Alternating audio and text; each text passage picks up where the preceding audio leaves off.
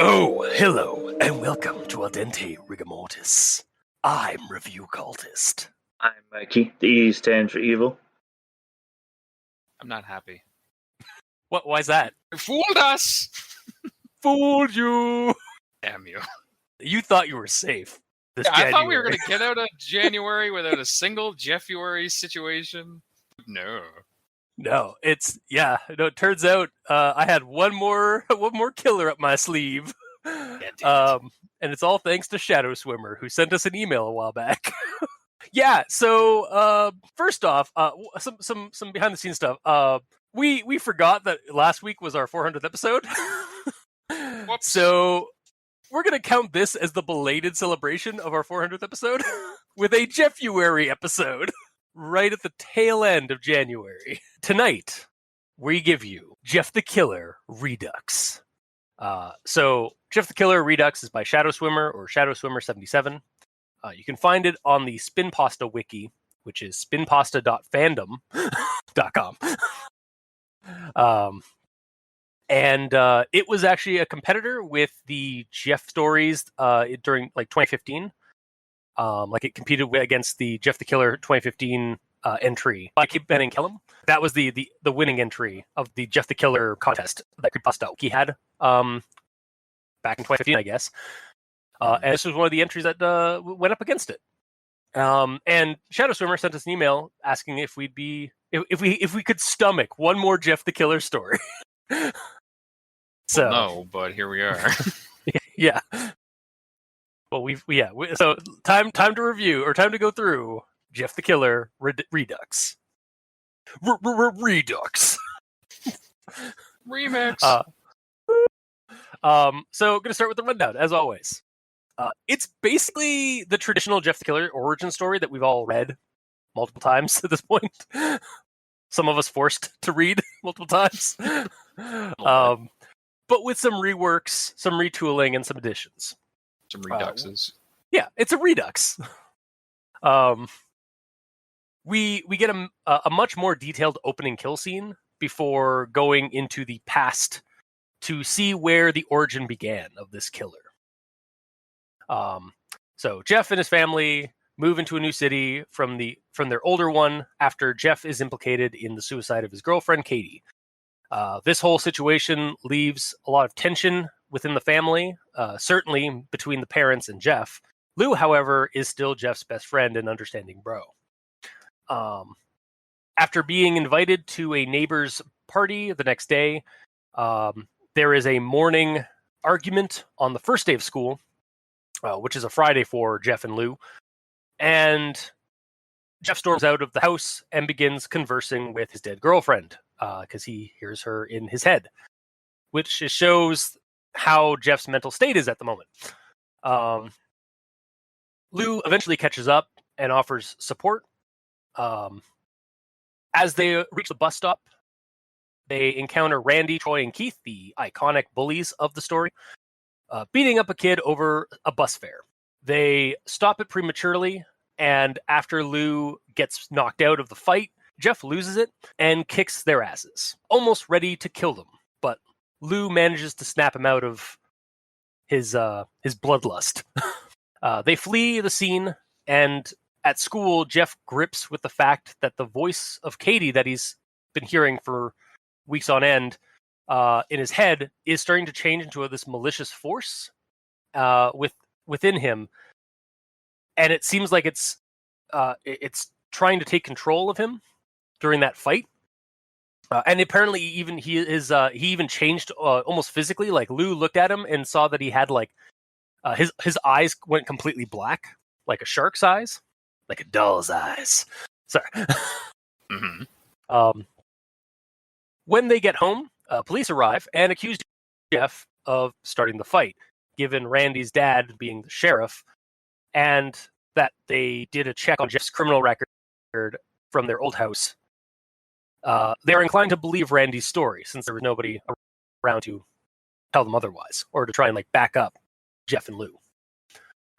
However, Lou comes to Jeff's aid yet again, and confesses to have started the fight, getting taken to juvie in the process. This adds further tension with Jeff and his parents, and Jeff continues spiraling into the dark dreams and presence within him. He wakes the next afternoon to his parents pushing him to join them to meet the neighbors across the street for that birthday party they were invited to. It's there Jeff meets the kid who was previously beaten up, that they stopped the fight from, or they stopped the beating of prematurely, Billy. And after some talking and friend-making, Billy may be able to help Jeff and Lou, since his family are the richest in town, and Billy can vouch for their side of the fight. But then Randy and his goons arrive and threaten Jeff into coming out beyond the property to get a beatdown, to which he complies, not wanting to stir up trouble any further at the party. They take him out into the woods, where Keith proceeds to knock Jeff out with a bottle. It is in that unconscious void that the presence takes full control, killing old Jeff in the process, or at least drowning him. Presumably. And presumably, like it seems pretty like kind of like, well, this is like the final takeover or possession of that other consciousness or that other presence in his mind. The new killer Jeff then dispatches the bullies brutally before running off. We cut to time later, like several weeks, and Jeff sneaks back into his house to grab things that were once Katie's that he kept, such as her white hoodie and black-haired wig. He also carves out a smile on his face so that he can always smile, just like Katie's voice wanted him to.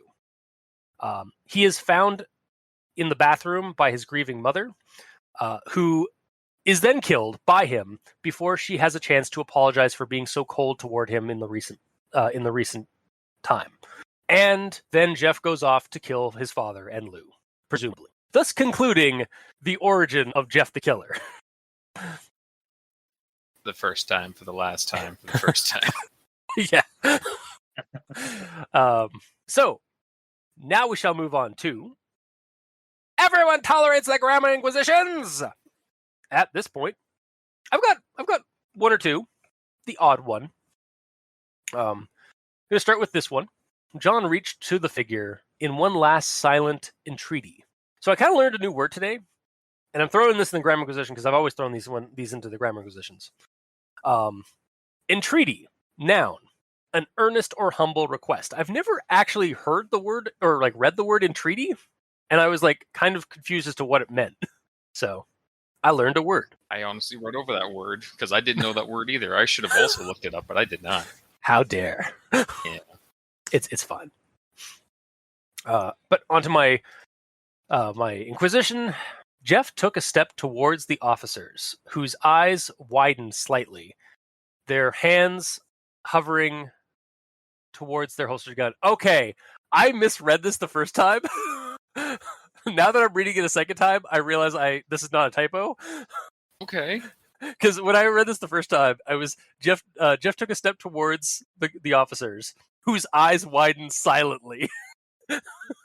Oh. And my whole comment was going to be like, how are their eyes widening otherwise? Like, that generally doesn't make a sound. That's horrifying.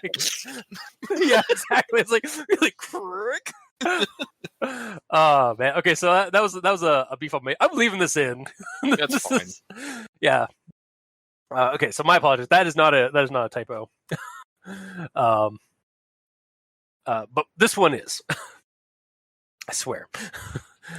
For an indeterminate time, Jeff simply wallowed in grief and pain. The accumulated losses of Katie, his old home, and now his brother simply too much to bear. So I think it should be the accumulated loss. I don't think cumulated is a word like by itself without the A and the C at the front, or the extra A and C at the front. Without looking it up, I believe you're correct. Because I've also never heard that. Accumulated is gathered together and combined. Just like cumulated the way it is? Yep. What is accumulated, I think, is similar. Accumulated. It's just like a different way of doing it. Great. I love the English language. Yeah. It's fast. It's almost like we constantly like try and find shortenings of things. Yeah, that's probably where past tense. Oh, okay. So accumulated is past tense. Accumulated is present tense. Okay. Shouldn't it be in the past tense then? Then yeah, it technically should be in the past tense. Yeah. The accumulated losses of Katie, his home, and now his brother, simply too much to bear. Because it would be cumulative losses if all these things happened just now. Yeah. They didn't all just happen just now. Yeah, they've been accumulating over the past. So, I'm going to say that it's accumulated. Personally, and I believe I agree with you. Okay, motion passed. we're just going to slide past Mikey's judgment call. But yeah, that's my grammar question, guys. So, Mikey, the East stands for evil. I hand you the torch and pitchfork. All right. I have one here. The police hoped to question him regarding the deaths of the 3 boys since Jeff was the last one anyone had seen them with alive. So I think I corrected that, but there's no comma there, so just last one anyone. Oh, weird. Yeah. So I feel like a comma would fix that. In between last one and anyone? Yeah. Potentially. It still seems a bit odd. I get what it's trying to say, but yeah, I think a comma would help that. Or the last one that anyone had seen. Yeah. With them. Yeah, because the way with the comma, it almost sounds like the last one anyone had ever seen. Like kind of like emphasize. You had to emphasize the anyone a little bit more, whereas the that is kind of helping the emphasis. Yeah. Yeah, I don't really like a comma there. I don't see how you prefer that. If anything, the comma should be the police hope to question him regarding the deaths of the 3 boys, comma, since Jeff was the last one anyone had seen them with alive. Okay, yeah, that one is, and there's not a comma like but there is a comma missing there, right? It's just in that spot. Yeah, the whole thing is one long sentence. It needs a comma somewhere. Yeah, it needs something to break it up. Yeah. Okay, so yeah, maybe have the comma after the police like wanting to investigate him because he was the last one anyone had seen. Maybe it's because the repetitions is throwing us off. Yeah, I think so. Mm-hmm. Like, because it's like last one anyone. Like, there's just a single word like separating the 2 ones from being there. So, All right. So the next one here. She stuck her head into the bedroom and hissed her husband's name, receiving no response. I feel whisper would have been a better word. No, she's a snake. Was that not established earlier? I mean, hissing is it's like what's his dad's name? I remember Peter. It was mentioned this Peter. It's like Peter, like that. That's hissing. That, to me, that's hiss like because it's higher. It's a high pitched like whisper. Do a whisper hiss. of it. Peter. Now do a hiss. Peter. It's just slightly more. Okay, it's. I mean, at this point, this is semantics. Like hiss. Like to me, you can use hiss in the same place as like whisper because it's a low, high pitch voice. Like, or it's a quieter, high pitch like sound. When I think of a hiss, I think of something that is like drawn out. So it'd be like Peter. Okay. Like not whispered though. It'd be like. Like a hiss isn't necessarily a whispered tone to me. A whispered hiss would be a whisper that is like stretched out, in my opinion. So it'd be like Peter. Oh, just be like Peter. I don't know. Okay. I really don't know. It's not necessarily quiet, is what I'm trying to say, in my opinion. Okay, fair. I mean, I've also heard like a lot of like I've read it a lot in like people like hissing their like their like somebody's name when they're like trying to covertly like get their attention. But God, the English language is terrible. Yeah, Whisper is the main word for that.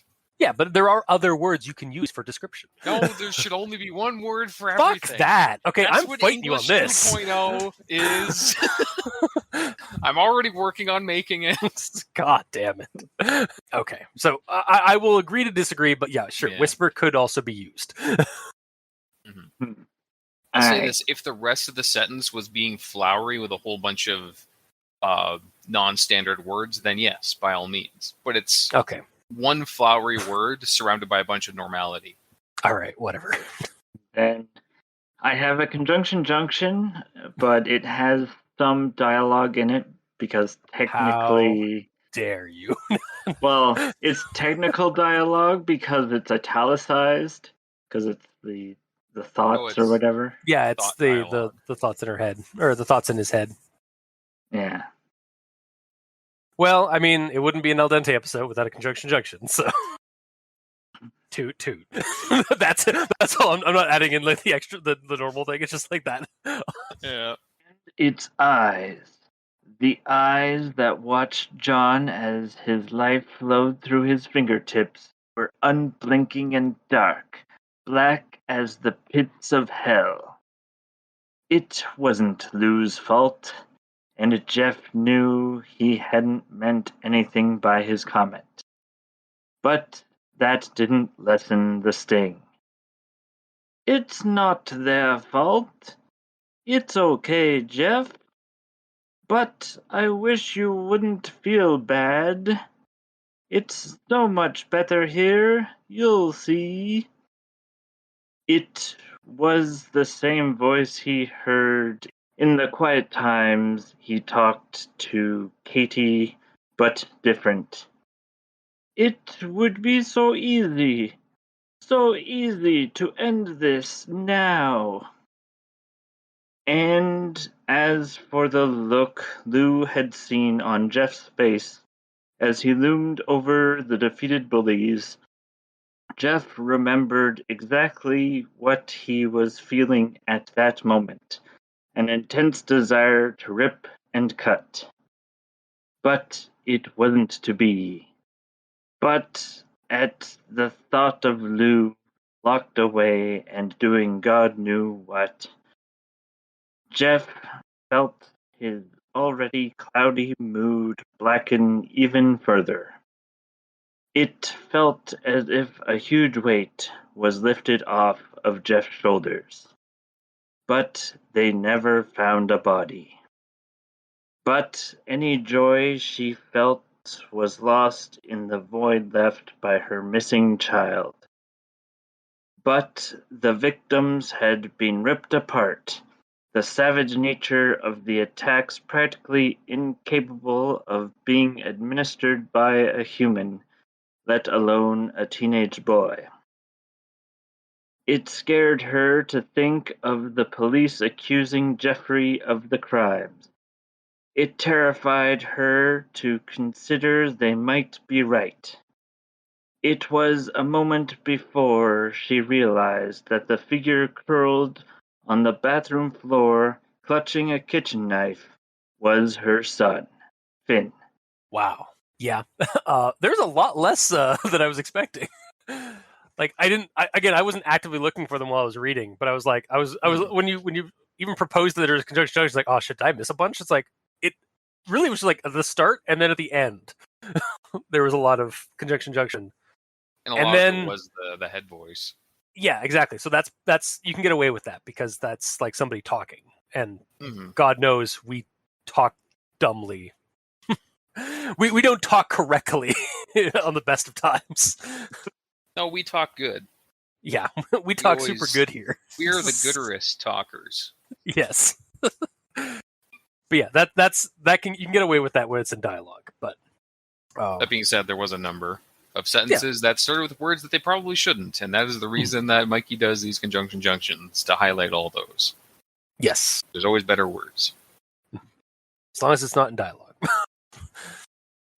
Yes. Or outside of dialogue, I should say. Mhm. So is that it, Mikey? Yes. Okay. One of these days, And you'll on to learn that Gamer. he always ends on the I really junctions. one day I'll learn. Or won't. Who knows? Yeah.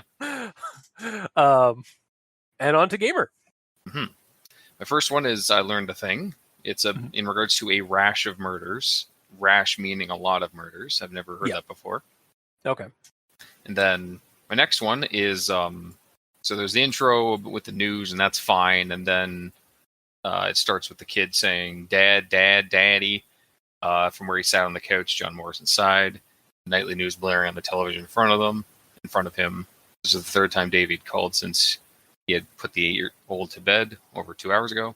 So when I first read this, I thought that John Morrison was the kid who just talked and was sitting there Okay. watching the news, because we just had the dialogue of the news being played, and then these words are said, and then it's Yeah. immediately followed by a name. Yeah, it's definitely one of those things that would translate perfectly in like an audio medium because you'd have a different voice. But in the written format, like there should be like at the end of that daddy should say like a child's voice rang out or something like that. Or the way that I wrote it Okay. is it goes Dad, Dad, Daddy, and then after that, actually I did say it basically the way you did, but I tabbed it down. Little Davy called out for the third time since the 8-year-old was put to bed. John Morrison sighed as the nightly news blared on the television in front of him. Yeah. Sorry, I started chuckling because it was like little Davy called out for the third time for the last time. Yeah. It will be his last time, as John Morrison gets up and grabs a knife. Well, I mean, yeah, but he won't This be the is one a that John kills, the Killer story, right? Yeah. Oh, I'll get to that in my actual thoughts. Will you? Yeah, trust me. Just give me a second. But yeah, continue. Okay. Continue your grab position. This is at the end of the intro part where Jeff goes, "Shh, the killer purred, go to sleep," and then it tabs down and says "before," which is probably in italics. It is. Here's the thing. Like what as it is, like as it's formatted in the on Spin Pasta fandom or Spin Pasta wiki. The all of it's italics all throughout, and it's also bolded in certain aspects, like when Jeff the killer is talking, and Yes. specifically when Katie is talking, but she's a lot more malicious, like in his head. Yeah.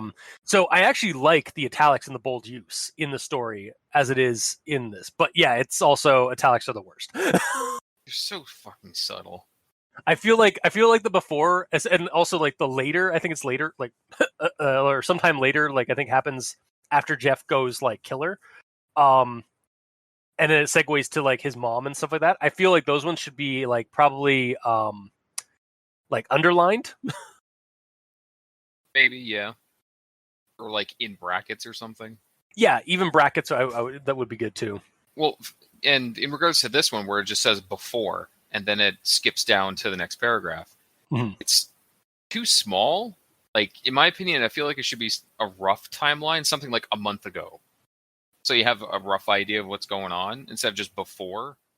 Well, it's again trying to like it's sort of like this is the if this was a like this almost honestly like the whole time I was reading this felt like a slasher movie. So like this is the killing scene or like the opening kill scene, and then we cut to that. like I know. We skip to before, which could be a month ago. Fair. Okay, so you want a little bit more and specific. In movies, when this exact thing happens, it skips like at the end of the intro kill. It pops up on the screen saying like 3 months ago, like a specific. No, it doesn't vague always do date. that. It just it doesn't. Before. No, it does usually just fades to black and then pans out, and you're to assume that time has passed. Now, to counter myself, usually the time is forward, not backward. But I have watched some slasher flicks where the killing scene happens like in the future, and then they cut to the past, and you see the character who was just killed like still alive, so you're to presume that it's in the past. So I feel like every time I see this happen in movies, there's always a date. Not specific, but a vague date. Either way, we'll agree to disagree. Fair enough. I also could like have this like maybe if it was like centered, or there was the horizontal line to cut the sections in to like separate them. I guess that might also help. Yes. like it's also in the same font styling as the dreams and the thoughts and everything. Yep. Yeah. So you have to do something to differentiate it from those things. Yeah. Because it's not a thought. That I it's a time skip. Yeah. That I can agree with. Okay. Finally, we agree on something. Finally. Speaking of agreeing on something, moving to my next one, I just put in a short little note of fuck italics for thoughts. Moving on. Okay. Wow. Okay. It's annoying. I mean, how are you, like, okay. What? It's not that bad in this one. I just hate italics in general. That is fair. Yeah. We have yeah. Sorry. You know why. I keep saying it. Yeah. Italics. No, they never or some depending on the font. It's sort of a hit or miss if they're done right. Like, because sometimes sometimes the font will actually help accentuate the italics. Like, you'll actually be able to like see the difference a lot more clearly if you're like reading it. Like, so you're not like eyeballing like inches from the screen to like see the difference. Yeah, maybe it's just the way that my brain is, but pretty much every single time I read a creepypasta and has italics in it, it's hard for me to notice. It is not immediately clear that this is not the same. Fair. And I mean, that's the thing that could be like, yeah, like it. And honestly, like I get that visual trap sometimes too. So either way, moving on. Okay. Sorry, just looking over this to make sure. This is Billy saying this. Yes, I think I can help you. My father knows people. I'm sure I can get him to straighten everything out.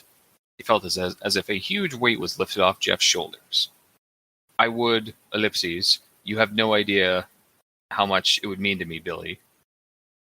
So, he would what? Like, the wording on that is weird.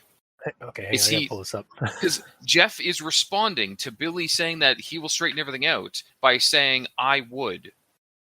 You have no idea how much that would mean to me. Is he saying, like, I would appreciate that, but, like, he cuts himself off? I think, yeah, he's basically like, I would, and he's like, he's trying to grapple with the right words, like, for his appreciation about this. Like, I guess. I only thought of that aspect of it right now. My correction I did was, you would? You have no idea how much that would mean to me. Oh! Yeah, that would probably be a better fix, if it is like, you would, like, because he can help him. For it's me, like, really? Yeah. Like, yeah, I think that would work. Yeah, I think honestly, maybe it should just be you would, and then ... You have no idea how long that would, like, yeah, I think that would fix it. For sure. Also, it's funny because I'm going to be reading this sentence for a completely different reason than actual thoughts. Excellent. Love it. You keep pinning out like pinpointing like lines that I'm going to end up like tackling in actual thoughts. You could chime in if you want. No, I don't want time in now. Okay, fine. So moving on to this one. Here we go. I'm just going to read this whole paragraph just because it's short and I have a whole problem with this. Okay. Time passes, ellipses. Margaret's eyes opened where she lay next to her husband. Something had caused her to wake at 2 a.m, though truth be told, she's been sleeping very lightly lately. Moving quietly to avoid disturbing Peter, she swung her legs over the side of the bed and drew a robe around herself. When Peter and Bob Randall were alerted to the emergency by Billy's panicked pleading and had initially found the motionless forms of the boys who had taken Jeff, she had been terrified he was dead, period. But they never found the body. For more than 2 months, she had barely slept. Frantic, she would somehow miss the call that would give her the barest shred of hope of finding her boy. Now, something had woken her. And then at the start of the next paragraph is she slipped down the hall and paused briefly to check in on Lou. So, this paragraph... I think I know what your problem is, but yeah, continue. This paragraph pissed me off. Okay. And it's sort of my fault, but sort of not. Okay. Here's the thing. At first, I thought that this was Jeff's mother, okay? And it is, but hear me out. Since Okay. Peter's the husband and everything, and I forgot the name of Jeff's mother, honestly, at this point when I was reading this, because it was only said twice. Yeah.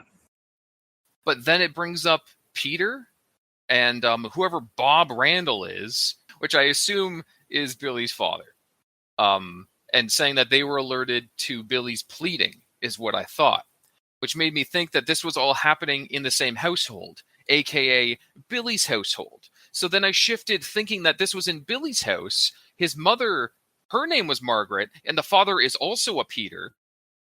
But Billy's mother was Barbara before, so I suppose her husband is also Peter and everything, like whatever, fine. But like since time has passed since this point, maybe the previous parents divorced and the father got to keep the kids or something. Right. Anyways, however, frustratingly, at the start of the next paragraph, it says that she checked in on Lou. So I just read that whole paragraph, and in my head, I'm like, okay, this is in Billy's house. They woke up because they heard Billy making a noise, and they're going to go check on him. But then it says Margaret went down to check on Lou. So I'm like, shit, I suppose this is in Jeff's house then. Well, either way, fine, it's in Jeff's house, whatever. The fathers found the bodies when the kids were killed and everything, great. So then I start doing a rewrite on all this, reading paragraphs and paragraphs after this, after I've done a rewrite on this, realizing, wait, why is this not shifting over to Billy at all? He was pleading and waking everyone up. Oh, no. So it turns out that I think it was meaning that Billy found the bodies, and Billy isn't currently waking people up at this hour at night right now. So basically the way it was written was kind of like ass backwards, in my opinion, because it made me believe that they were waking up due to Billy currently making noises now.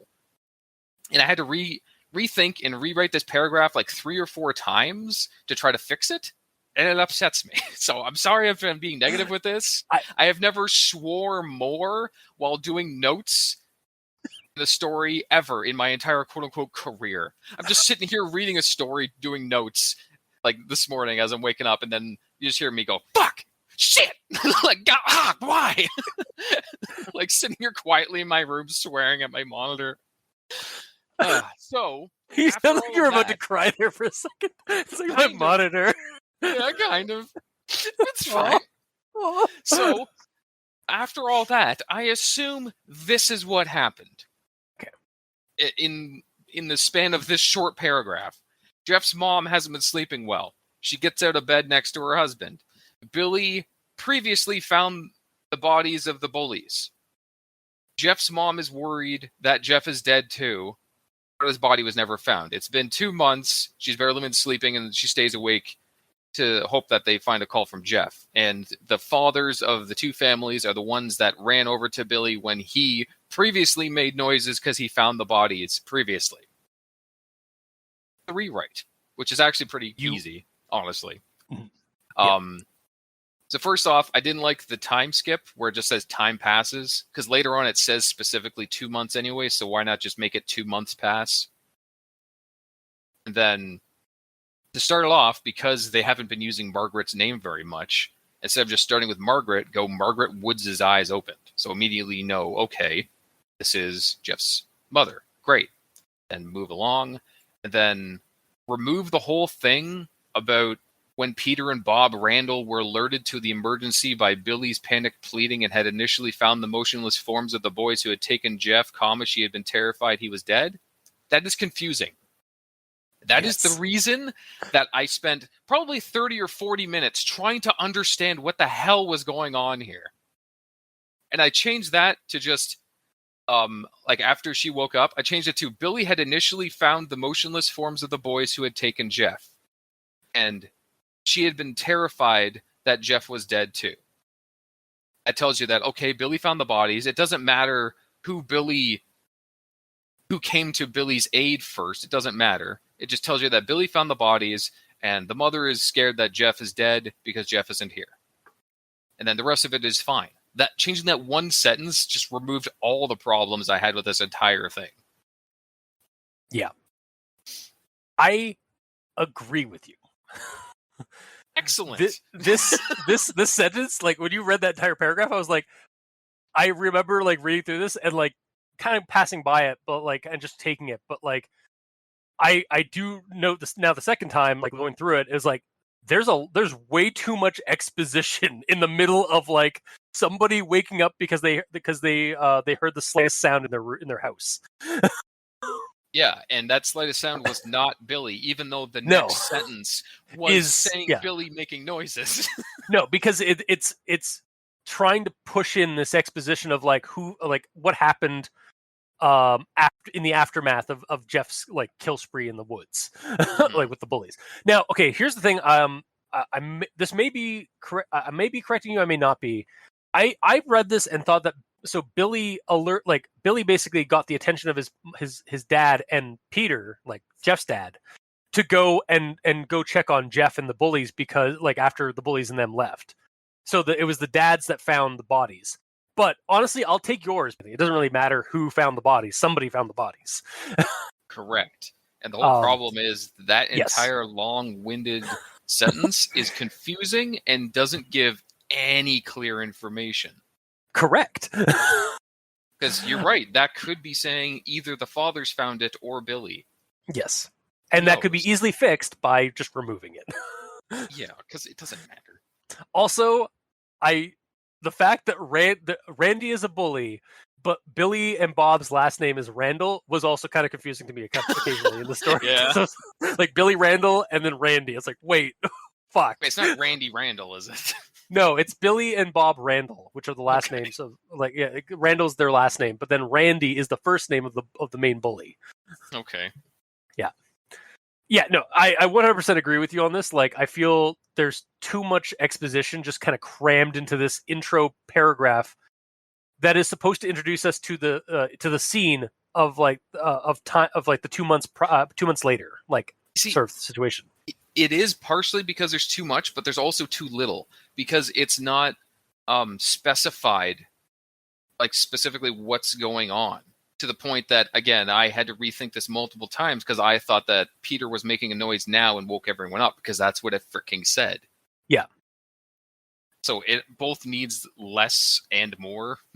Yeah, like it honestly. Again, I listened to it. Like I read through this, and it felt like this would be the scene in a movie where like fades to black as Jeff like disappears into the darkness, and then like there's a slight sound, and then it suddenly like the screen, the blackness fades away to Margaret getting up or like kind of waking up and like doing all that kind of stuff, and then again we will get like a flashback of like of Billy finding the or Billy leading the parents to the bodies in the woods, and like kind of that stuff as she's creeping into the hallway to like find out what that noise is and such. Like 100%, like this feels like it was made for a movie, but it's because it's in the written format, it's sort of hurting a little bit. Mm-hmm. And that's not to say that you cannot describe exactly what you said in written format because you just said it with your words. Yeah, exactly. So it is very doable. It just has to be done. Yeah, there just needs to be a little bit more context. Yeah. Yeah. But yeah, and thus ends my longest Grammar in Yellow issue to date. Yeah, I think so. I think that is the most you've done for a grammar position. Yeah. There's a lot of words. Yeah. Like keeping it on my screen, I cannot see the previous one. Oh no. Like, I can only see like it's bigger than my entire screen right now. At least with the size that I normally use for my font and everything. Yeah. Yes, that is it for my entirety of that. On to actual notes now. Yes, on to the actual thoughts. So I'm going to start with this one here. At least a dozen deaths have been attributed to the individual dubbed the No Sleep Killer, though authorities speculate the true number of victims may be significantly larger. So I like that this is both this feels like it's a nod to how like the victims are found like in their beds probably and like while they're sleeping or like as they go to sleep and stuff like that. Like they go to sleep alive and wake up dead. Mm-hmm. But I feel like it's also a nod to a certain Reddit section. Oh yeah, like Reddit No Sleep, like the No Sleep Killer. Yes, like it's both really like it works as a name for Jeff, like in the news, because of his whole like his kind of his operational standards of like killing people in their sleep, and also for them he to go to doesn't sleep. at Well, all. Hmm? He didn't kill anyone in their sleep. Well, no, while they're in bed or while they're in their bedrooms and stuff like that, I feel like is when specifically when he kills people. Like he was going to go after, like he killed the child in the bed and stuff like that. When he was awake. Yeah, in the intro kill scene. So Yes, I'm just saying all the yeah. kills that were done that we saw, none of them were when someone was already sleeping. So Fair. I have a question. Mhm. Like they're dubbing him the no sleep killer. He says go to sleep to the person that he just killed. I understand. He doesn't leave I'm witnesses, so how would he get that name? not because all the victims are found in their bedrooms.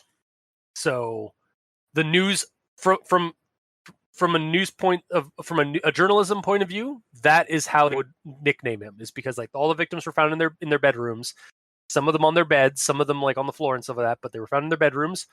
So this killer is the no sleep killer. Like, Wouldn't it be like the bedroom killer or something? no, it like the no sleep killer. It makes just as much sense. I don't know. Okay. I thought it was clever, but okay. I'm not saying it's not clever. It's just I don't know. Okay.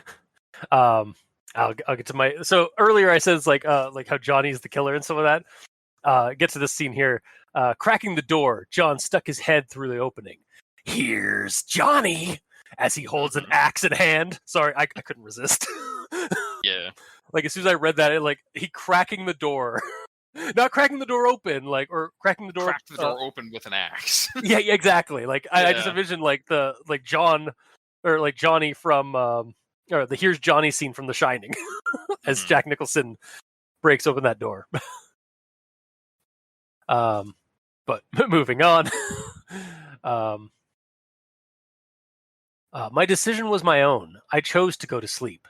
It's so much better here. You'll see someday. Everyone will. And I kind of, so this is like in regards to like Katie's voice in Jeff's head and stuff like that.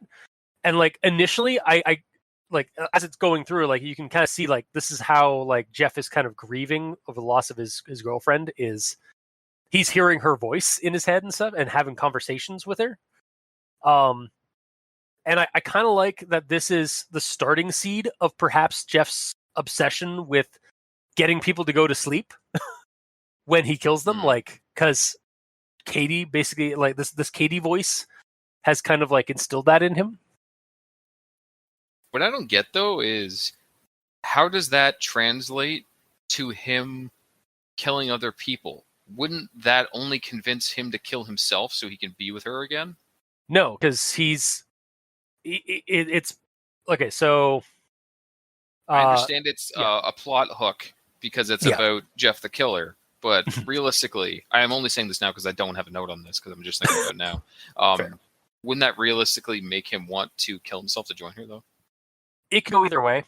Like maybe he wants to kill everyone. He wants everybody else to go to sleep first, and then he'll go to sleep. Which means it's going to be a while before he goes to sleep. The entire world. Yeah, exactly. And again, that could be part of the derangement or like whatever is possessing him, like the psychosis or the presence that's in him that is thinking that way. Mm-hmm. Like it's sort of like a weird like a chaotic evil sort of mentality. To use D&D alignments. As we all should. Yeah, maybe. But moving on. Jeff stared ahead, eyes fixed on nothing. I hear her, in my mind, I hear her voice, clear as if she were standing next to me. Lou smiled gently. What does she say? Mostly that I should stop being so hard on myself, stop blaming everybody, that I should smile more, be happy. Lou laughed. Well, bro, sounds like disembodied voice Katie gives pretty good advice. And that she's still smarter than you. Jeff felt the corners of his mouth twitch ever so slightly. Yeah, isn't hard, huh? You got that right, Lou grinned. Come on. How about we start walking to the bus stop? We should still be able to make it. Won't make a great impression if we're late for the first day of school, because I care about that. Lou glared, and Jeff rolled his eyes. Okay, fine, Mom. But I'm not going back home to get my stuff. Got you covered. Lou passed Jeff his backpack and reached out a hand to help pull Jeff to his feet. Together, they started walking back down the street towards the bus stop. So the reason I read that is because as I was reading like this part of the story, I was like, shit, this thus far reading, I almost want this to turn out all right for Jeff and Lou. Mhm. Like, there's like this bittersweet wholesomeness going on in this story. Yeah. He's like being It's like- such a bro. Yeah, exactly. Like it's also like their interactions, like it's like, yeah, things are gonna turn out right, and there's the hit. Oh, things are gonna turn out right, and there's the hit. Mhm. There's the drop. And then I'll move on to my next one here. Honestly, Jeff mused, Katie was a little crazy. That thing with the wig, God, I was so pissed at her. Her hair was so pretty, but she insisted on wearing that ugly black thing. He paused. You know, I still have it, the wig. I mean, and a couple more of her things. I pulled them out of her locker before her folks got there to clean it up. Figured I'd want something to remember her by. Lou gave him a look. Huh. Maybe Katie wasn't the only one that was a little crazy in you guys. in you guys. Now he has an accent. Good job. Okay, to be fair, like that's actually my opening comment is like apparently Lou has a little bit of Brooklyn in him. Like you guys in you guys relationship. Because like when I read that, like it was kind of weird to me the way it read. It was like maybe Katie wasn't the only one that was a little crazy in you guys relationship. I was like, you guys relationship? So I guess that's how you'd say it, but like You guys is yeah, it's you guys. Hey, it's your apostrophe at the end of an S. yeah, it's the only one that they'll let me use. Yeah. Hooray. But yeah, I also kind of wanted to say like, use guys relationship. Two mice. Just like Which means that Christopher- the entire all the people from the Woods family all talk like Christopher Walken. yeah, Lou is Christopher Walken. Is played by a young Christopher Walken. Yeah, there you go. Oh God. His father's played by an old Christopher Walken. Yeah. And Also, Lou is played by an even younger one. yeah, definitely. Also, with regards to like the wig and the shirt that he gets from like we they're the iconic pieces of Lou's or of Jeff the Killer's attire, and I like that so far. Like how the imagery of Jeff, how the imagery of Jeff is transpiring, like the sweatshirt and black haired wig from his dead girlfriend, and he has ashen pale skin as a result of being an albino. It's all falling into place nicely as I read the story. Like his image, I guess, like the iconic image of Jeff the Killer. Like Yeah, it was all naturally building. You can see where it was going to build, and all. Yeah, that. it's not like he was dunked on with Javax and alcohol and then like set on fire, so his hair turned black. Yeah, and his lips like blistered red. It's like no, he was white because he was albino, hence adding on to like why people would pick on him because people are monsters and hate and fear things that are different than they are. Mm-hmm. Yeah, fucking people are the worst. But and again, like we're like yeah, he has the reason he has black hair is because he dons his dead girlfriend's black wig, and he wears her sweatshirt because like this part of her, this like monster, this like weird sinister part of her has like taken over Jeff, or the psychosis has taken over Jeff that makes him that way. And actually, speaking of like is this psychosis? Is this like something else? We'll move on to the next thing I have, which is locking himself in the stall at the end of the row. He collapsed, trembling. Lou was right. There had been something wrong about the fight, something unnatural. Even discounting Lou's comment about his eyes, and Jeff had no idea what to make of that. There was still the matter of the incredible strength he had temporarily possessed. And to that, I was like, oh, so we're getting a bit more of a supernatural angle with Jeff the Killer's nature. And I'm down for that because, yeah, like there's a couple of times we've read stories of Jeff the Killer where it just makes no goddamn sense that he's human, like naturally, like even like an extraordinary human. And I also like the idea, the whole thing about like the black shark like eyes. It's like a nice touch to his. It's sort of like a nice like kind of modification with the Jeff the Killer imagery.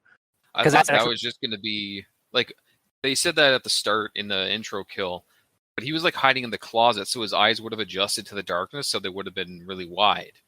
Yeah. So I thought that it was just going to be that because they always see him when he was previously in the dark. Yeah, but no, it's that first kill was during the day. Sorry, the second kill. Sorry, beating the shit out of the bullies the first time was during the day. Yes. So that doesn't matter. Yeah, so it just adds like an extra bit, like again, there's something supernatural, and it is also mentioned earlier, like while Jeff and Lou are talking about Katie, that Katie was into like pagan rituals and such, like as being part of being like kind of gothy. So that might be a clue or a hint as to a supernatural element being applied here. It's like since it seems Katie's presence in Jeff's recurring dream gets more and more sinister and demonic as it goes. So like maybe it's like sort of like the demon will appear as something inviting and familial until it's too late, right? And then it sounds like she never really liked Jeff at all. If she's cursed him. Or maybe it was an accident. Like again, like she's just a dumb goth teen who was playing with something she shouldn't have been, and accidentally cursed her boyfriend after she killed herself. Or maybe she's turned into a demon as a result of like what happened, and like so again, like, and this honestly like kind of feels like a possession thing, like because the demon in possession stories, the demon will try to be inviting and familial in dreams and in visions and such, and then as it gets closer and closer to taking over, its true nature starts getting revealed.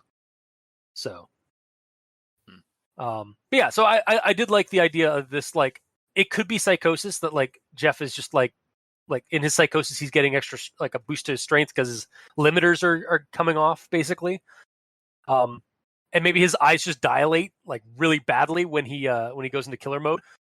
Or maybe it's more of a possession thing, like a demonic possession sort of scenario where like Jeff is now becoming this, like the thing is just taking over Jeff's body. This killer demon. But I will move on.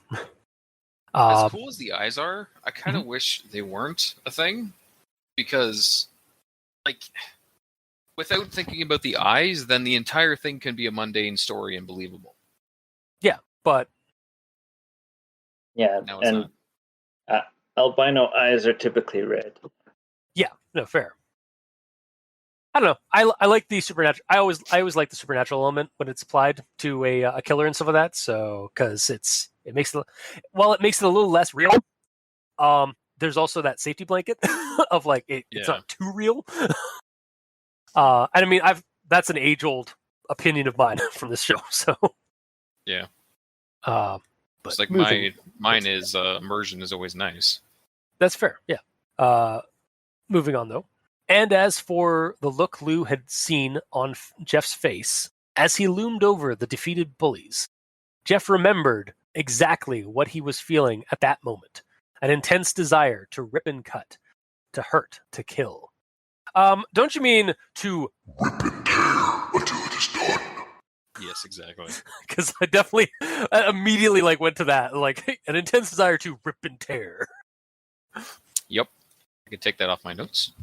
Okay. Next one here. Heading downstairs, he met his father at the front door. Good morning, sunshine. Glad to see you dressed up for the party. His father's usual mocking tone was tinged by barely restrained rage, daring Jeff to smart off.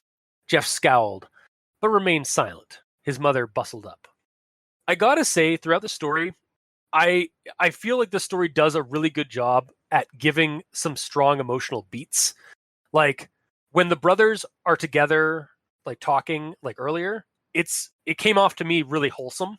And then when dealing with Katie's death, or when Lou takes the fall, it invokes a really good tragic kind of emotion in me. And when the parents are being antagonistic to Jeff, I can feel that I can feel that like almost like physical tension growing. Like you could Yeah. cut that with butter. I mean, you say parents, but it's really just the father that's a dick. I mean, the mom's not great either. Like the mom's a lot more subtle about it. The dad is like unrestrained almost. Yeah. With his, The mother but just the wants mom is them to the mom. act normal and try to pretend like they're a normal family. She's still being a bitch passive aggressively, like constantly in the story. Like I suppose. she's masking it, but it's there. Like to me anyway. And I again like, and you can understand why. Like the story does give some reasons as to why they're being so antagonistic. Is because like they had to leave their entire lives across state because of what happened and because of the accusations of Jeff. And I mean, like they're not like it wasn't a perfect thing. Again, like they didn't back their son up when it happened, when this stuff happened. But again, like they're human. Like people make mistakes and shit like that. And again, like at the end, we get like no, they really did care about Jeff. They just were frustrated and afraid and scared and stressed out by the whole situation. And that's why they took it out on Jeff, because they're flawed human beings. Granted, we did not get the father's side of that, only the mother. No, The father could be like, fuck him, I'm glad he's gone.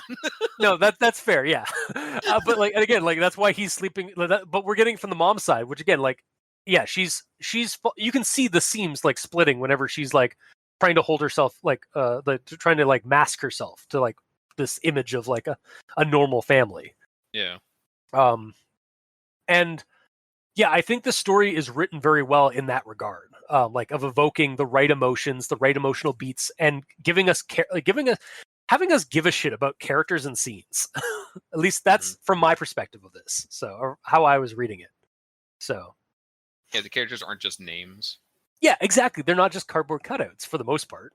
I don't think there is really a character in here that's super, like, even if they're a cardboard cutout, they are a well-constructed cardboard cutout.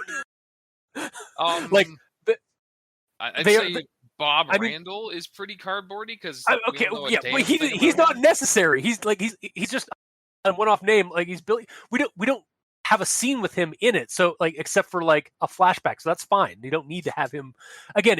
He's not there as a person. He's there as a bit of like exposition or scenery. He may have been one of the cops that came to the door. Was he? I thought it depends if he was a cop. Wasn't he like some rich guy though? Yeah. Bob and Billy's parents are the richest in town. Randy's Randy's dad is the sheriff. Okay, I only say that because one of the cops that came to Jeff's house, his name was Bob. Oh, I don't think it's the same Bob. One person in town with the name Bob. Yeah, clearly, yeah, that makes 100% sense. Yeah. Okay, well, moving on. On to my next thing here. I see. Billy lowered his head and, for a moment, pensive, before turning to look at Jeff. Yes, I think I can help you here. My father knows people. I'm sure I can get him to straighten everything out. It felt as if a huge weight was lifted off of Jeff's shoulders. You have no idea how much this means to me, Billy. The boy smiled. It is literally the least I could do. It doesn't seem right that someone else should suffer for trying to help me. Jeff came to Billy on the day of his birthday. Not his... I don't know why, but as I was reading this story, as I was reading this part where like Billy is like offering like help, like because his parents like are the richest and they know they have influence and stuff. I immediately went into like Godfather mode. Yeah, like I could you tell. come to me on the day of my birthday. And again, I love how this story is figuratively showing me a piece of candy multiple times as things look up for Jeff and Lou, and then pull it away as a mode to grab it to reveal how things turn bad for Jeff. Yeah. Like, it's a roller coaster of emotions here. I'm almost gonna cry. No. It's too good to be true. It probably is. I know, but it's like, I don't want it to be. It's like, damn it, this story, the way it's written, it's like, no, yeah, things are gonna turn out great for Jeff. He's gonna become best friends with Billy. And then Jeff, Lou, and Billy will just like, we'll have a whole adventures together in this new town, and things will look up. But then no, shit happens. Yeah, and like Jeff gets like really good at video games, and he gets on a like an MLG team, and they call him Jeff the Killer because he like kills people so good in Call of Duty. Exactly, and then we get And a that's video how game the story creepypasta. ends. Exactly, and then like if you want to add like in a horror element, we can something like the sequel is a video game creepypasta about Yeah. Jeff having about Jeff the Killer, the the pro gamer. But yeah, no, I was just like, yes, I think I can help you. My father knows people. That is his voice now in my head. Yeah, little Billy, who's like I think like a little bit younger than Jeff, Yeah. has Godfather's voice. When you started talking like that, I thought it was because like he said something after he got the shit kicked out of him. yeah, it's like oh god, I've Yeah. been kicked in the nuts. But no, that's the way better version. No, he's just got cotton in his mouth. He's got cotton in his cheeks, so he's like, because that's how actually the actor pulled that voice off for The Godfather. He had like cotton in his mouth. Nice. Yeah, Marlon Brando. That's the guy who go. played Don Vito Corleone, which is the guy who's like, you come to me on the day of my daughter's wedding. But yeah, okay, moving on. Like that aside, oh god, no, I got more Billy lines. Awesome.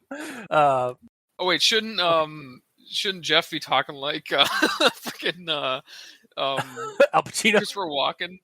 Oh yeah, shit, you're right. Yeah, hang on. Here we go. Randy started to come into school with some pretty bad cuts and bruises, but no one would say anything because his dad is the police chief. It wasn't too long before he started his bus fare collection. That's no excuse.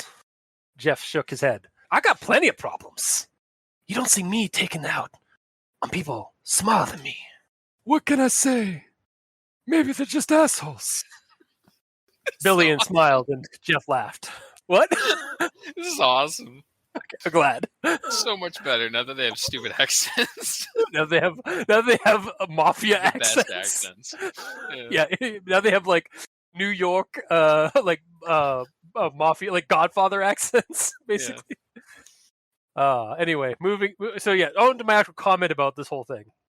I do like how this story gives us some explanation for the bullies being bullies, even if it's a bit Stephen King cliche, like the dad drinks and beats his kid. That's why the kid is a bully. Like, it's often a reason why bullies are bullies is because their home life is crappy. But in stories and in fiction, it is rather cliche. However, the story then goes that extra mile by confessing that they could just be assholes. And like later we see that Keith is really the biggest dick of them all, planning on going even farther with the Jeff beatdown than even Randy was comfortable with. Yeah. So it adds a sprinkle of context-based guilt to the catharsis of seeing these assholes dealt with by Jeff later. Like, yeah, there's a little bit of context of like they're human beings, they're crappy, but they're also kind of understandable on their circumstances. They're just dumb, shitty kids. So, but do they deserve to die? Some might say yes because they're bullies. Some might be a little bit more lenient and might feel a little bit bad when they finally die. But their assholishness is on a tiered system as well. Because it's Yes. like Troy was not. He was like low level asshole. yeah, Troy was just Randy- in a bad crowd. Yeah, he was just Yeah, he was just follower basically. Yeah. Then Randy is like mid tier asshole, where like he's the leader and he's telling them what to do, but he has his reasons. And then Keith is just top tier asshole. Yeah, and I was to add on to Randy, we do see evidence that he wasn't actually he was just planning on scaring Jeff. He wasn't planning on going as far as Keith was going to go. Yeah. Like Keith here is the sociopath. Yeah, he's the one who potentially deserved it. Yeah. Randy needed the shit kicked out of him. And Troy at just needed to get least scared. Yeah. Troy just hang out with us instead of them. You're fine. Yeah, Troy just needed to get scared straight. Like he just needed that he needed that push to get away from a bad crowd, basically. Yeah. Yeah. And it's kind of ironic that he's the one that gets like killed first. He's just like ganked. Unfortunately. Yeah, just like choked out. Well, because he targeted the lowest tier assholes first and worked his way Oh, up that's to true. the high Yeah, tier. yeah, that's actually true. Like the story goes from like, and again, we even see like Keith is even more of an asshole because like he doesn't have to outrun Jeff. He just has to outrun the outrun Randy. Yeah. Or at least he Didn't even thought say he did. At least he thought he had to just outrun Randy. Mhm. But moving on to my last note here, or my actual thoughts. Margaret knew they were considering Jeff as a suspect, but the victims had been ripped apart. The savage nature of the attacks practically incapable of being administered by a human, let alone a teenage boy. Margaret prayed that the boys had simply been victims of some psychotic killer, as terrible as that would be. And I mean, in a way, Jeff is also a victim of a psychotic killer. It's just also him. Because again, like Jeff is like annoyingly likable in the story, like or understandably likable in the story. Yeah. And it's like it's really like I liked the part, especially like when the bullies show up at the party, and he's given the choice of like dealing with the bullies there in the yard and causing a ruckus in the having things escalate in the birthday party, or quietly leaving the premises to take his lumps from the bullies, and then like so like that things won't like escalate. Like he's like kind of like teetering on the edge of like protagonist to new antagonist. And again, it's that final push when Keith socks him in the back or over the side of the head with a bottle. That he finally loses it and like loses himself to the darkness and becomes the villain. And yeah, I thought that was like a really again through this entire story, like we see that kind of that struggle that Jeff has in his origin story, and it's so much more illustrated and clear in this version of the story. But That is true. that is my actual thoughts. So, Mikey, the E stands for evil. Let's see here. So my first actual thought is in the beginning. The opening was dark. So dark, in fact, John thought wryly that even if there were a monster in there, he wouldn't be able to tell. Suddenly, impossibly, the darkness moved. Out of the blackness flashed a whisper of silver reflecting the hallway light ever so slightly. And another quote. Opening his eyes, John saw the face of the thing from the closet illuminated by the light from the hall. Whatever it was couldn't be human. Scraggly black hair framed a face so pale it was practically white. So, my issue here is, if it's so white, how come he can't see it in the darkness? Supernatural powers. Well, if I take a white T-shirt and put it in a cupboard and go in the cupboard with the T-shirt and close the cupboard door, I cannot see the T-shirt anymore because it's pitch black. Darkness Yeah, that's true. enshrouds Like, all. yeah, like there's just a little bit of light from the hallway, like that's leaking in from the doorway, and like the only bit of light we see is like the sliver of silver from the knife when it comes into the light to stab John in the jugular. And he sees Jeff's face when he is out post-stab. Yeah. Which means he's in the light now, so he can see that he is a pale motherfucker. I don't know. I just feel like you'd be able to at least see an outline, potentially, of something in the darkness, especially if it's white, because there's got to be some form of light. Mm-hmm. Fair. This could again also lend to that there's something supernatural about Jeff that allows him to like slink into darkness and blend in. Or it's just because the cupboard, it wasn't an empty cupboard. If it was an empty cupboard, yes, I would see that. But because there was other shit in there, probably including white T-shirts and stuff like that, or coats or whatever, yeah, he would just be another white silhouette in there that didn't necessarily look like a face. But when Yeah. it moved, that's when he noticed it. Yeah. That's Mikey saying, "Yeah, you're wrong, but that's fine." Yeah, I'm going to just choose that you're wrong. That's fine. That's fair. Yeah. You're allowed to be wrong too. Wow. Alright. And then my next actual thought here. Mhm.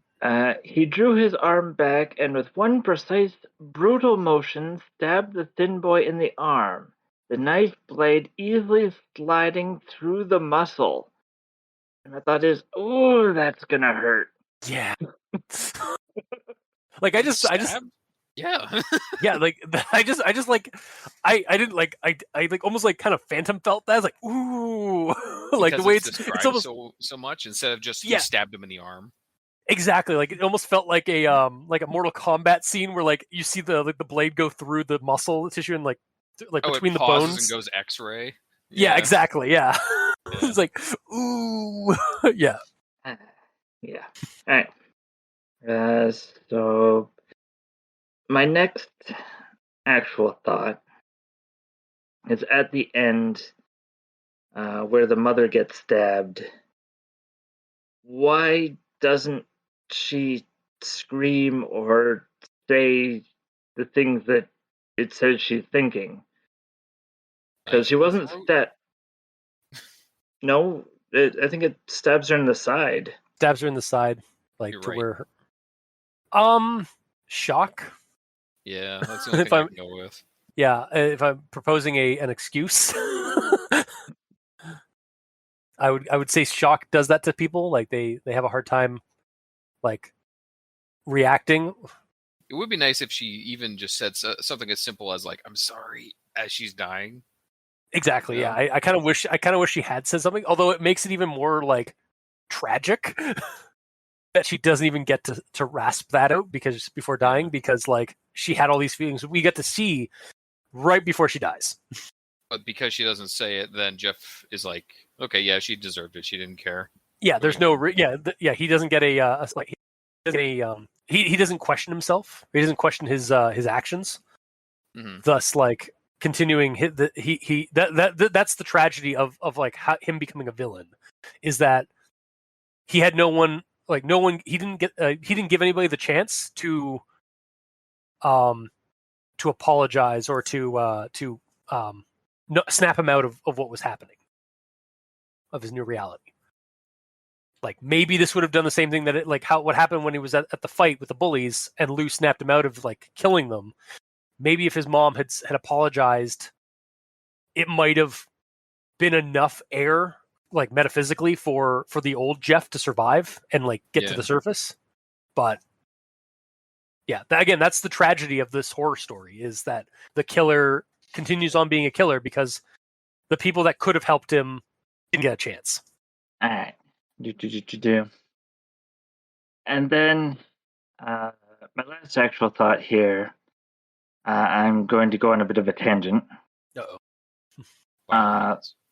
Why does Uncle Ben have to die? So I'm making the comparison to the Spider-Man origin movies. Every time they reboot Spider-Man, Uncle Ben dies. And it's one of those things that really annoys me about reading or watching origin stories over and over. So while I was reading this, all I could think of was that I've read this before and I know what's going to happen. Yeah. But it was done a lot more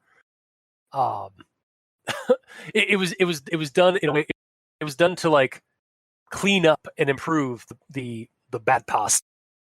Let's be honest. The one that we've all read of Jeff the Killer, the origin story that we've all read of Jeff the Killer, was a bad pasta. Yes.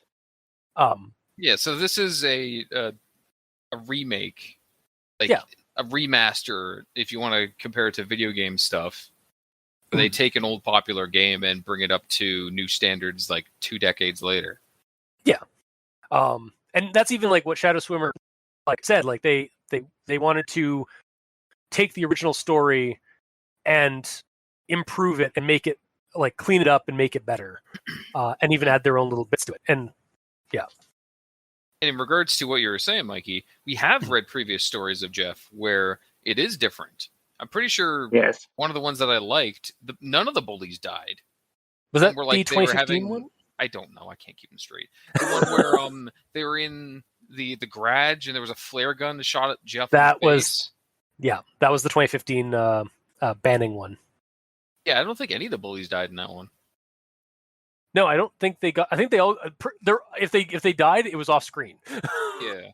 Like we never found out what their fate, because like yeah, that was the one where like in an alternate universe of this alternate universe, Great. Randy and Jeff become friends.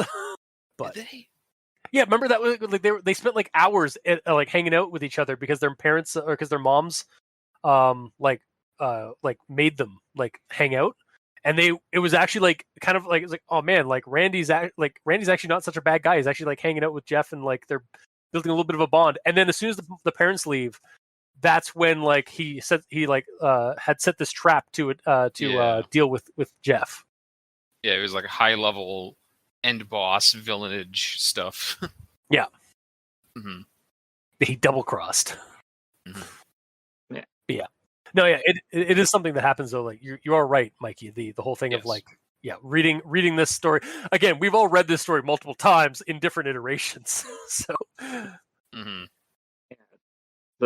So I guess if that's what the author was going for, which was just a rewrite of the story, then yes, they were successful. Because while reading this, I was like, okay, yep, we're hitting the same sort of beats. Yeah, sorry, I should have opened with that because that like I had actually meant to open with like the fact that Shadow Swimmer wrote this with the intention of taking the original story and like adding some things, but ultimately like just fixing up the original story. Mm-hmm. Mm-hmm. Yeah, at least from what I've read on some like some things that they like either I think it was either in the email that they sent us or it was like an author's note on the wiki itself or something. Okay. But yeah. That's the end of my actual thoughts. Okay. And Gamer. Okay. Here's all the things wrong with it, and I fucking hate it. I mean, oh no. Anyways, so the intro death scene had like good visuals and all that. It was it's kind of fucked up to see it that he's like killing people for no apparent reason at the time. Mm-hmm. Did he? Because You previously, did that in the first one. I was gonna say, didn't he always have reasons why? Like he wasn't just randomly No. doing it for no reason. No, he just killed for no reason after the origin story. He just kills. Okay. Like there's no rhyme or reason after the origin. Like he's just killing for the sake of killing. Yeah. I guess in hindsight, in regards to this one, this story at least gives a quote unquote reason why he's doing it instead of just I'm crazy. Yeah, he's got a mission. He's got a mission from God. Yeah. Everyone must go to sleep. Also, I think in the original story, I could be wrong. Like, there's a newspaper clipping, and there's also like the encounter with Jeff in a house. But Jeff doesn't get around to killing the people. He escapes the house like as the dad shows up. In this one, he straight up kills the dad and the son. But in the original story, he fled the scene before he could kill. So this one's a little bit more brutal, I guess, than the original. Mm-hmm. It's the grimdark remake. Yeah, pretty much. So then, after the intro, it's the actual story where it goes back into the past, talking about Jeff. And it starts with Jeff's alarm went off without warning. His hand reached out to slap the switch and kill the annoying buzzing. So in my mind, I'm like, okay, well, he's already having murderous thoughts. I see. It begins. Yeah, yes. With the first line, second sentence, he killed that annoying buzzing. I imagine like he just pulls grabs a butcher knife off his desk and just like stab the alarm clock on the radio. Or Stabs it, lifts it off the table, drops the knife and the alarm clock into the garbage in front of it, opens the drawer, pulls out a new alarm clock and a new knife for tomorrow. Yeah, there's another in the wastebasket. There's like a bunch of like killed in quotes alarm clocks. That's silly. Yes, I like it. So in this one, you've kind of touched on this, but I like that his pale white skin is being written into the story just as his natural skin, because they don't have to stumble around and figure out how to make someone look like the image, because it's just just that way there. It doesn't have to happen in the course of the story. It's like that from the get-go. Yeah, and again, from what I've read, Shadow Swimmer wanted to like kind of address those plot holes of like how like kind of make it again clean up the issues like the plot holes of like how Jeff became Jeff, like both physically and mentally. So, and in doing so with the pale skin and everything, it's made him a very different character compared to all the other ones. Because all the other ones, he's before he's turned into Jeff the Killer, he's basically your standard story protagonist, maybe a little like emo-y or whatever, but he's mainly just a normal dude. But in this, he's very different because he's picked on and completely depressed and he's all that.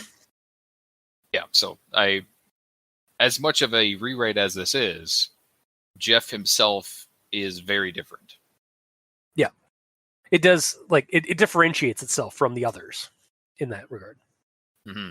Like you said, like he's not like a normal like in the other ones. I feel like he was more just like the Wonder Bread character.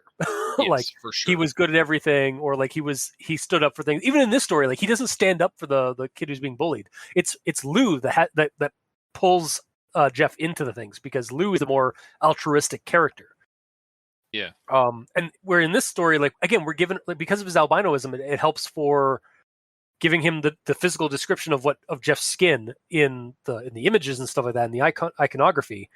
But it also gives him a reason for his mental, like his self-consciousness, his troubles and his issues and stuff. Because like he's basically an outsider in terms of the social circles. Mm-hmm. And again, giving him the dead girlfriend who was similar to him, and like she was an outsider kind of character, and then but she couldn't deal with it and she committed suicide. That fucking would fuck someone up, especially at that age. Yeah, to the point that he's talking to her in his head still. Like he's so much more troubled than every other Jeff in every other Jeff story. Yeah, and so it's the groundwork is put there, so it doesn't like just suddenly like he doesn't just snap out of for no reason. Yeah, it's believable, quote unquote, I guess. Yes. Yeah, like maybe believable, but I see it more as like again the groundwork is being laid more than just like just thrown at us when it happens. Yeah, they lay down the railroad tracks before driving the train down the path. Yeah, they actually put the rail spikes in onto the tracks before having the train go over it, thus derailing. Sure. Yeah. Mm-hmm. So then, speaking of the voice. He's talking to the voice, and he says, the voice says, you're allowed to miss me. I wish you wouldn't feel bad. I'm happier now, happier than I ever was in life. I don't want you to be sad, and all that. And I don't know how I feel about this. Well, I kind of do, actually. But this is the made-up voice in the head of a kid who's having a lot of issues. But I'm not really a fan of how it paints suicide as some, like, awesome thing.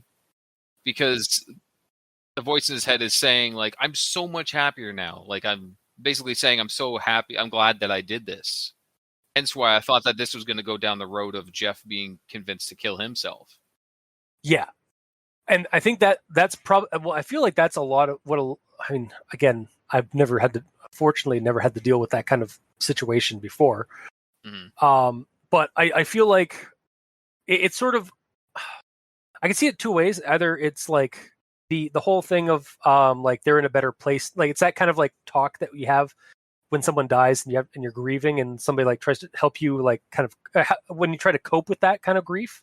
It's like, well, they're in a better place now. They're probably happy there.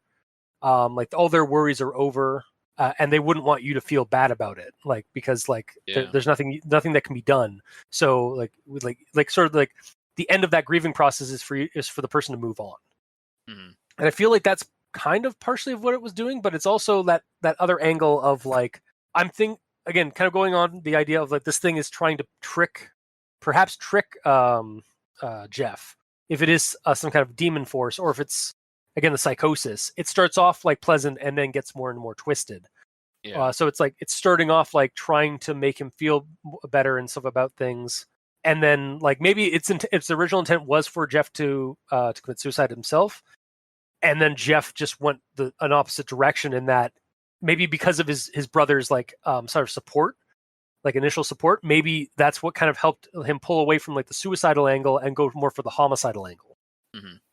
Like everyone should be happy, like because he's also you also get in the later in the story, like while he's curled up on his bed like grieving from his brother being taken away, like he's blaming himself. He should have been strong enough like to accept what happened and stuff like that. And so like I could see that being interpreted as like Jeff doesn't think he deserves to die, but by killing people, like he's helping them, sort of situation. Like that's where the psychosis is going. It's like a Lovecraftian alien situation where it's like, I'm helping. Yeah, well, yeah, or like again, like more just like sort of the like a skewed perspective, Mm-hmm. kind of happening. And again, like we definitely see that by the end too. So Yeah, you're gonna die anyways. I'll just making it quicker for you. Yeah.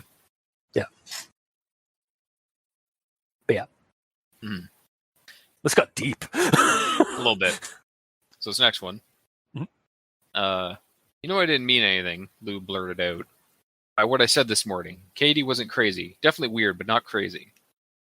I don't recall Lou ever calling Katie crazy. It's subtext.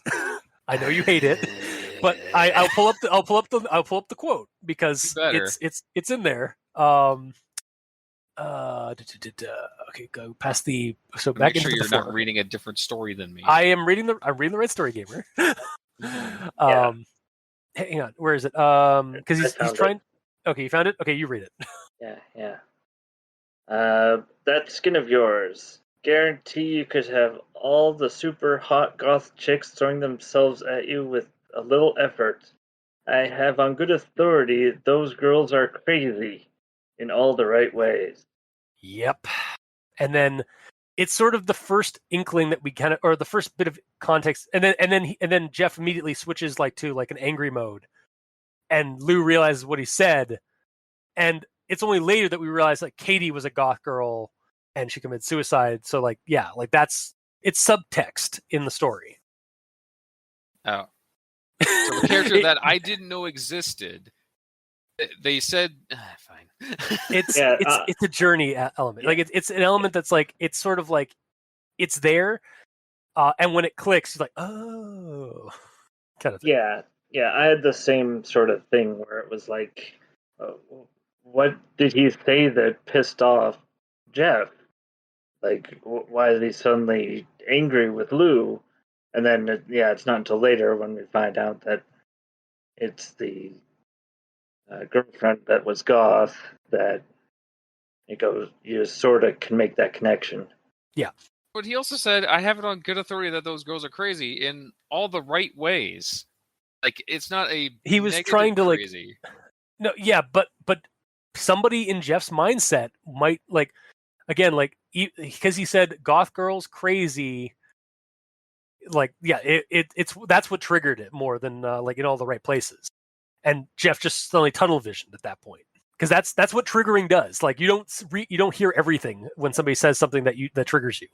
Yeah, I suppose. Yeah. Either way, reading that, I was confused, as Mikey was as well. And I looked back and I could not find where he was referring to that specifically, but whatever, it doesn't matter. Moving on. Okay. This one is just kind of like a recap of, like, when it gets to the point where it's talking about the wig and how she cut her hair off and she wore this wig, and he took it, everything, because he figured he wants something to remember her by. Yeah. By that point, I'm pretty sure everything about Jeff the Killer was already set up, because like white skin, he has natural odd pigmentation. The smile, Katie keeps telling him to smile more. Later on, he actually cuts it in, but that's the whole, why smiling is in here. Yeah. Go to sleep is because Katie said that's what she did when she killed herself. Yeah. The black hair is the wig. The white hoodie is the sweatshirt. That's literally everything about Jeff the Killer. Already set up before... This is before even the bullies showed up. Yeah, no, we're getting all the setup, like the groundwork for the character. Like a lot of groundwork was set up in this story, and I appreciate it for that. And then I like the slow progression of the dream as the days go on. It also helps keep track of the days, kind of like chapter marks as well. Yeah, like because every time he's passed out or like he's out, like he's sleeping, is when that happens. So yeah, it was cool. Like it got more and more like the progression of it as well. Yeah, like it's the same scene repeated over and over, but there's a little bit more information given to us every time. Like and again, I could see that in a movie 100%. Like, so, like because I think I've seen that in a couple of movies where like the person keeps having the same recurring dream, and at the beginning of the story we don't really have a whole lot of context to it, but then as the movie goes, we see the dream more and more, and there's a few more extra bits added into the dream to make it more clear as to what's going on. Yeah. Again, to me anyway, this story was done very cinematically. Mm-hmm. And then with the ending, I'm glad that we get a reason that he's killing literally everyone, like in the intro. It ties it in well to the intro, because I really didn't think that the intro scene was going to go anywhere. I thought I was going to be finishing the story and be like, well, it doesn't explain why he's killed these random people, because I thought he always had somewhat of a reason. Yeah. But now he does. So yay. That is the end of my notes. All right. So on to final thoughts. So I'm addressing this to Shadow Swimmer 77. You goddamn maniac. You took the popular bad creepypasta Jeff the Killer story, and not only did you clean it up, but you gave it far more life and character than I thought possible or expected from the original material.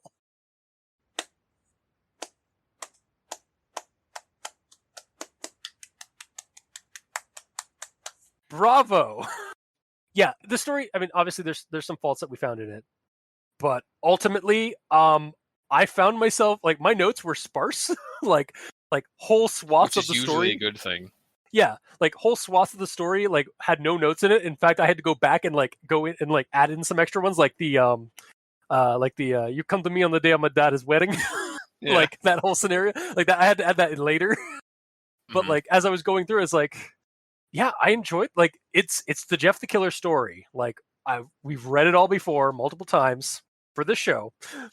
I thought out of all the ones that, like, all the versions that we've had, like this one, in terms of like being as close to the original material of the popular version, this is really damn good in terms of like the writing, getting the emotional beats, making us feel for the characters, and building the groundwork, giving us the groundwork before, like, to kind of build up the character, the icon of Jeff the Killer.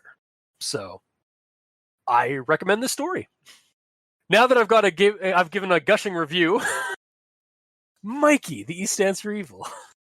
What kind of evil is that, by the way? Is it like truthful evil?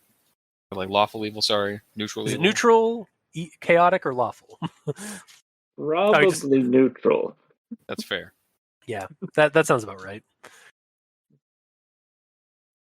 So, yeah.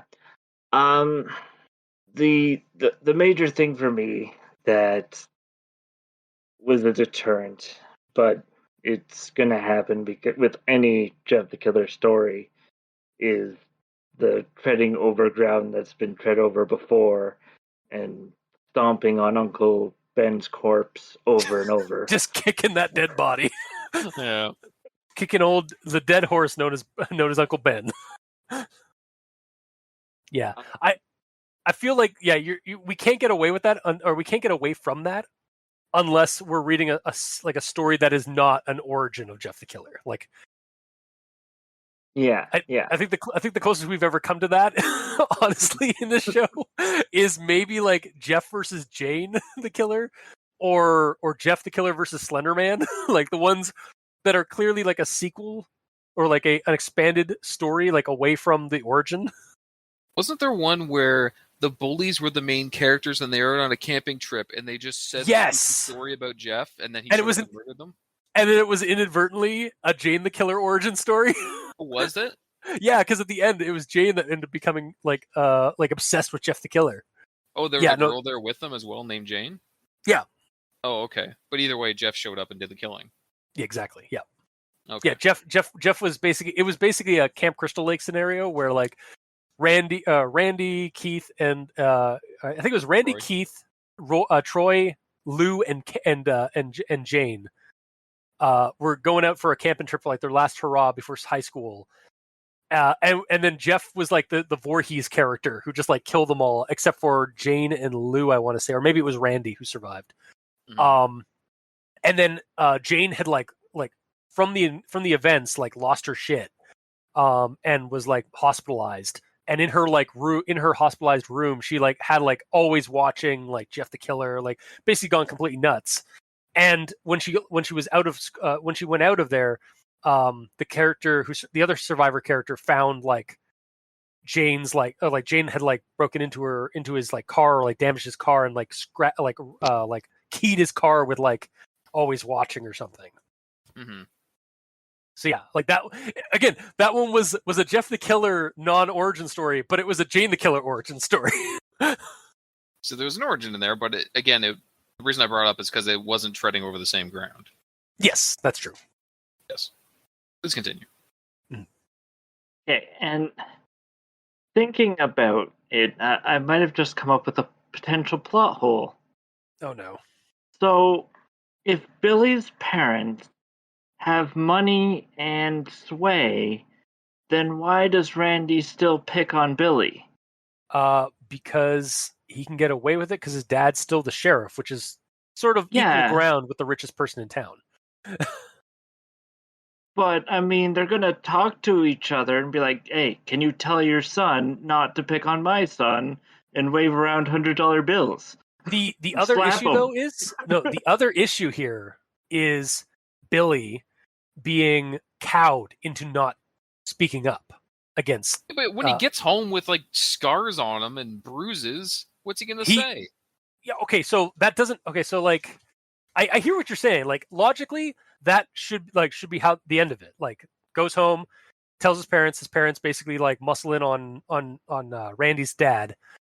Randy goes to juvie or something like that. Or, like, there's a big hullabaloo about that. Logically, in a real world, that would happen. Or in a reasonable world. However, even in the real world, that's the whole premise. That's the whole dilemma of bullies, is that the bully is able to cow the victim into not talking. Even when the victim is someone who would realistically probably have immunity to bullying because of how rich he is? No, that wouldn't be immunity, man. Like, no, I hear you. In a reasonable world, I would love like that. That's the good end. But that doesn't always happen. As someone who has been bullied multiple times in my life, that does not happen. Yeah, well, you're not rich, so no, that is true. But again, like it's the situation, the scenario is the same. Mm-hmm. It's the power here is not money. The power here is the helplessness that the victim has, that the bully is instilling in the victim. Yeah. Yeah.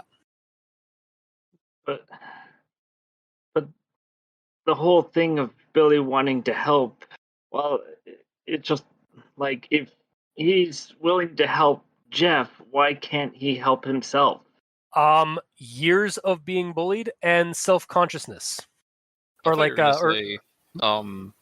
like Billy's whole thing of being able to save Jeff is like, my dad is rich, so I can stop bullying. No. So... It isn't that. Like, okay.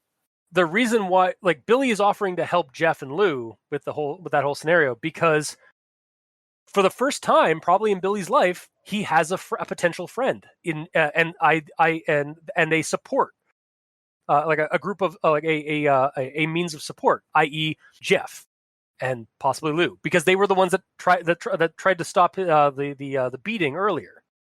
Mm-hmm.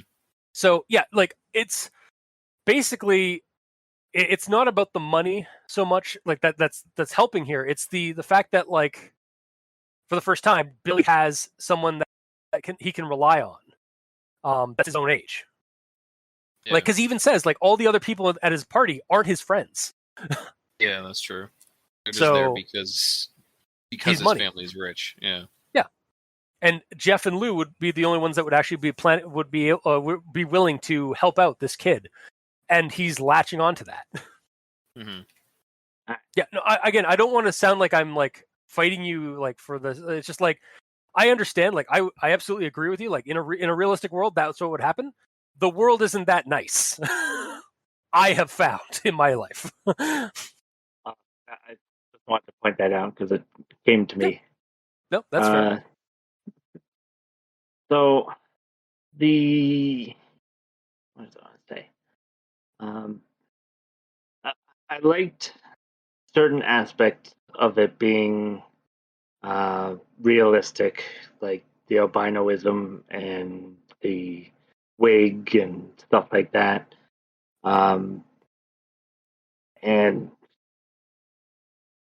overall, I think I can only give this a partial recommendation, but that's only because of my own bias of reading Jeff the Killer origin stories many, many times. You just could. You barely contained. You were barely able to stomach this one more origin story. Yeah, if we get another one, I'm going to be throwing up all over this podcast. So. Oh God, that's fair. I promise.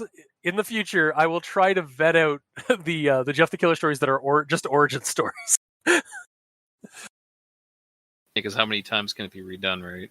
I mean, I say that, but this time at least it was different. Yeah, in a way. Mm-hmm. So that's your recommendation then, Mikey? Yep. All right. Gamer. So as far as Jeff stories go, like it was very good, honestly. I know that's not saying much since I've only liked one or two out of the whole lot of Jeff stories, but praise is what praise is. I like that they did away with the bleach and fire stuff. I like how. Sorry, I don't mean to cut you off. I'm gonna let you finish.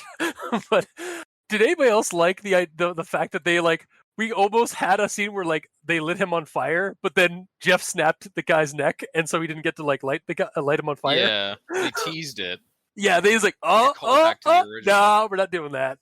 That's stupid. Mm-hmm. Yeah, he would die. That's probably the reason they got rid of it. Yep. But yeah, I like that. I like that that all the aspects of Jeff the Killer are tied in. Most of them to the loss of his girlfriend. And he's a lot more sympathetic of a character this time. Mm-hmm. However, I don't really like the romanticizing of the idea of suicide and murder that this story kind of gives, in my opinion. Okay. Like, yes, it's through the eyes of a psychopath, but still, worse things have happened with less. I'm looking at you, real life Slenderman sacrifice. Yeah. Like that Slenderman stuff isn't even directly about sacrifice stuff. This is directly about killing people, and that is awesome, and you're helping them. You know, yeah. It has more pull for that sort of crap to happen. Mm-hmm. I also didn't like that I had to spend the better part of an hour just to wrap my head around a single paragraph. Maybe I'm an idiot. Yeah. But no, I don't. I agree with you on that paragraph. It was clunky because of that exposition that was just kind of pushed in.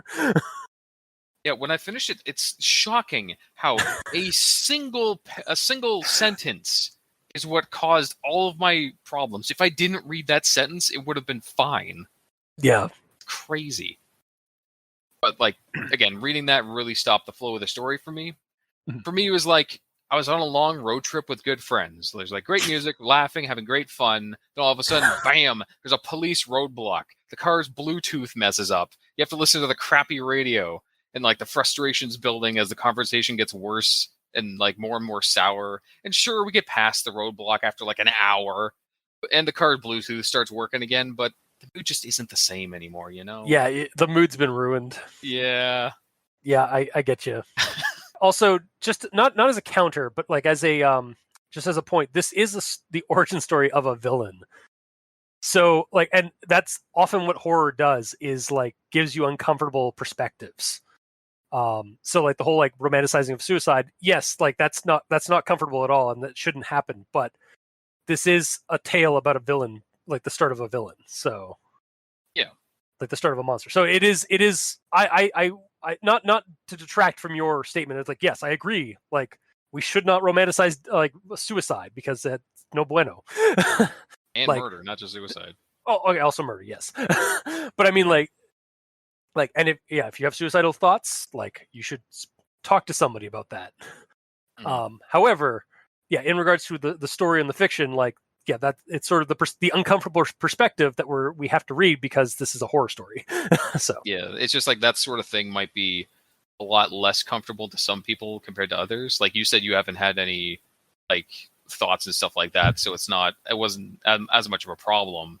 But I don't know, for me, it just kind of hit me weird. You know what? That's true. Like, and I didn't mean like I haven't had like that experience of like those thoughts. Like I meant like more from the point of view of like I've been fortunate, like I haven't lost somebody, or it's been a long time if I had lost somebody that to deal with that kind of stuff.